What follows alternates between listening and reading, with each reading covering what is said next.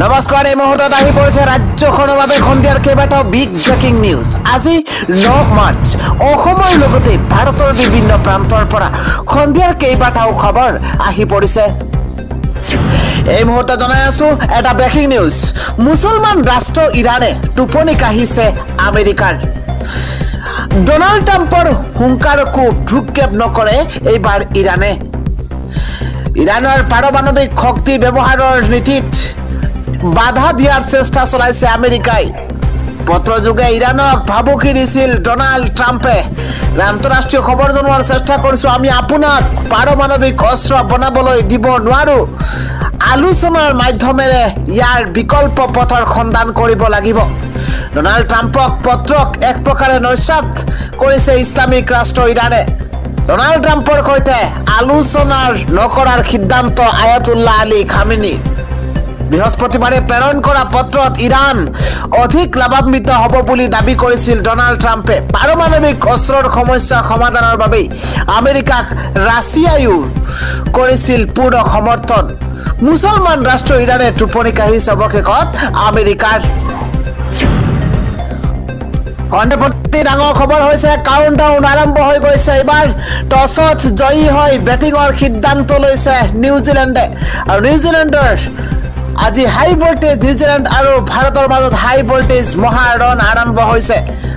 আপুনি কোনটো দলৰ সমৰ্থক, আপুনি কাক জয়ী হোৱাটো বিচাৰে, কোনে কিমান ৰান দখল কৰিব, কোনে কিমানটা উইকেট দখল কৰিব, কোনে কিমান ৰান ল'ব, আপুনি কোনটো দলৰ সমৰ্থকে আমাৰ কমেণ্টত আপুনি জনাব। আমি লৈ আহিছো বিশেষ খবৰ। কাউণ্টডাউন আৰম্ভ হৈ গৈছে। টছত জয়ী হৈ ইতিমধ্যে বেটিং কৰিছে নিউজিলেণ্ডে। আৰম্ভ হ'ল বহু প্ৰত্যাশিত ভাৰত নিউজিলেণ্ডৰ কাউণ্টডাউন। টছত জয়ী হৈ বেটিঙৰ সিদ্ধান্ত লৈছিল নিউজিলেণ্ডে।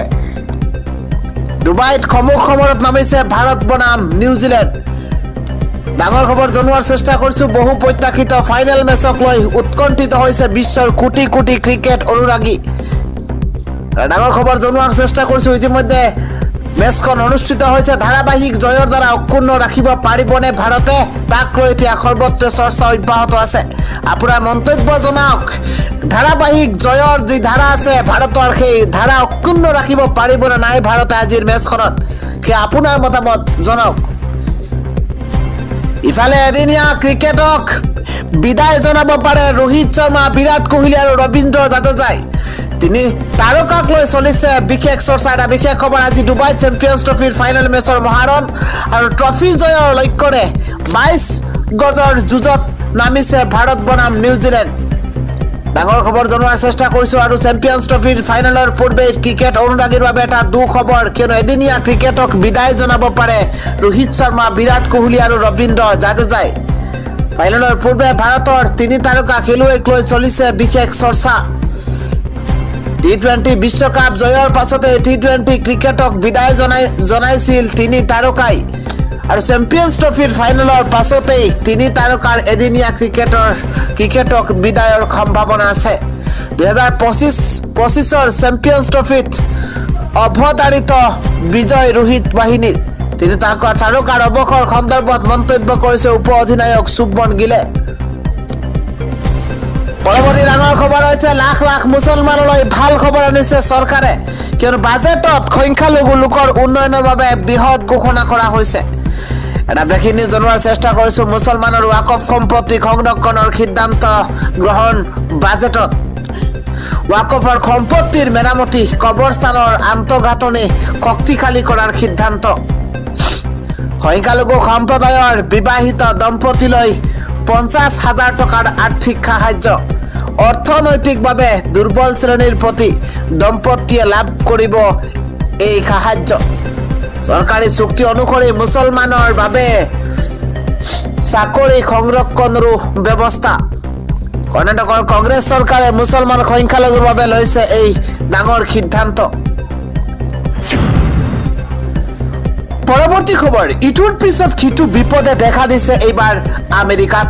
মহাশক্তিধৰ আমেৰিকাৰ ৰাষ্ট্ৰৰ আমেৰিকাত পুনৰ ভয়ংকৰ অগ্নিকাণ্ড সংঘটিত হৈছে শক্তিধৰ ৰাষ্ট্ৰ আমেৰিকাত পুনৰ ভয়ংকৰ অগ্নিকাণ্ড জুইৰ লেলিহান শিখাই আৱৰি ধৰিছে বৃহৎ অঞ্চল কলা ধোৱা বিধ্বংসী জুইক লৈ আতংকময় পৰিৱেশৰ সূচনা হৈছে প্ৰচণ্ড বতাহৰ বাবেই জুইৰ নিয়ন্ত্ৰণত আহি পৰিছে প্ৰচণ্ড বাধাৰ ঘণ্টাত 30 পৰা 35 কিলোমিটাৰ গতিবেগত বলিছে বতাহ আৰু যাৰ বাবে জুই নিয়ন্ত্ৰণত সমস্যাত পৰিছে অগ্নি নিৰ্বাপক দল ভয়ংকৰ অগ্নিকাণ্ডক লৈ খষ্টম হৈ পৰিছে প্ৰশাসন পৰৱৰ্তী খবৰটো হৈছে এবাৰ খটিকা পুৰণি কংগ্ৰেছ দলটো ভৰি পৰিছে প্ৰতাৰকৰে কংগ্ৰেছ দলত থকা এইসকল গাদ্দাৰক চিনাক্ত কৰিছে ৰাহুল গান্ধীয়ে 40 পৰা 50 জন গাদ্দাৰক দলৰ পৰা বহিষ্কাৰ কৰিবলৈ সাজু হৈ পৰিছে কংগ্ৰেছৰ যুৱৰাজ ৰাহুল গান্ধী কংগ্ৰেছৰ যুৱৰাজ ৰাহুল গান্ধীৰ মতে কংগ্ৰেছৰ ভিতৰ চৰাত ভৰি পৰিছে গাদ্দাৰসকল 40 পৰা 50 জন গাদ্দাৰক এতিয়া দলৰ পৰা বহিষ্কাৰ কৰিবলৈ সাজু হৈ পৰিছে কংগ্ৰেছৰ যুৱৰাজ ৰাহুল গান্ধী সন্ধিয়াৰ আন এটা ডাঙৰ খবৰ হৈছে শেষ হৈ যাব নেকি সিৰিয়া এবাৰ দুটা দিনতে সিৰিয়াত 600 গৰাকীকৈ লোকৰ মৃত্যু হৈছে আমি জনাই আছো এটা আন্তঃৰাষ্ট্ৰীয় ৱাৰ ব্ৰেকিং ৰাছিয়া ইউক্ৰেইনক ইজৰাইল পেলেষ্টাইনৰ পাছতে এবাৰ ভয়ংকৰ দিশে আগবাঢ়িছে সিৰিয়া পৃথিৱীৰ মানচিত্ৰৰ পৰাই নিক্ষেপ হোৱাৰ দিশে সিৰিয়া দুটা দিনতে 600ৰো অধিক লোকৰ মৃত্যু হৈছে সিৰিয়াত 14 বাৰ পূৰ্বে হোৱা সংঘৰ্ষৰ পিছতে সিৰিয়াত এইটোৱেই ভয়াবহ সংঘৰ্ষ চৰকাৰী বাহিনী আৰু আসাদ সমৰ্থকৰ মাজত তীব্ৰ সংঘাতৰ সৃষ্টি হৈছে দিন যিমানেই বাগৰিছে বিভীষিকাৰ বৃদ্ধি হৈছে সিৰিয়াত ৰাছিয়া ইউক্ৰেইন ইজৰাইল পেলেষ্টাইনৰ পাছতে এবাৰ ভয়ংকৰ দিশে সিৰিয়া ইজৰাইল পেলেষ্টাইনৰ পাছতে এবাৰ ভয়ংকৰ দিশে সিৰিয়া পৃথিৱীৰ মানচিত্ৰৰ পৰাই নিক্ষেপ হোৱাৰ দিশে সিৰিয়া দুটা দিনতো 600ৰো অধিক লোকৰ মৃত্যু হৈছে সিৰিয়াত 14 বছৰ পূৰ্বে হোৱা সংঘৰ্ষৰ পিছতে সিৰিয়াত এইটোৱেই আছিল ভয়াবহ সংঘৰ্ষ চৰকাৰী বাহিনী আৰু আসাদ সমৰ্থকৰ মাজত তীব্ৰ সংঘাতৰ সৃষ্টি হৈছে সন্ধিয়া ডাঙৰ খবৰ হৈছে ৰমজান মাহতে এবাৰ ভাল খবৰ আহিছে মুছলমানৰ বিৰুদ্ধে চলাব নোৱাৰিব অপপ্ৰচাৰ মুছলমানৰ বিৰুদ্ধে চলাব নোৱাৰিব অপপ্ৰচাৰ ঘৃণা চলাব নোৱাৰিব জেল পৰ্যন্ত হ'ব পাৰে দোষীত এটা বিগ ব্ৰেকিং জনোৱাৰ চেষ্টা কৰিছো দেশত মুছলমানৰ বিৰুদ্ধে উৎপীড়ন ৰোধ কৰিবলৈ আহি গৈছে নতুন আইন ইছলামো ফোবিয়াৰ বিৰুদ্ধে কাউন্সিল গঠন কৰাৰ ঘোষণা ইছলামৰ বিৰুদ্ধে এতিয়াৰ পৰা চলাব নোৱাৰিব অপপ্ৰচাৰ ঘৃণা ডাঙৰ খবৰ জনোৱাৰ চেষ্টা কৰিছো মুছলমানৰ ওপৰত ঘৃণা বিয়পোৱা কাৰ্য ৰোধৰ বাবেই নতুন আইন অনাৰ পোষকতা এনে কাৰ্যক এতিয়াৰ পৰা অপৰাধ হিচাপে গণ্য কৰিব চৰকাৰে ৰাষ্ট্ৰসংঘয়ো এনে কাৰ্যক আইন বিৰোধী আৰু ধৰ্মীয় বিভেদ আখ্যা দিছে কঠোৰ আইন আনি ইছলাম সমাজক সুৰক্ষিত কৰাৰ স্বাৰ্থত এই আইন আনিব চৰকাৰে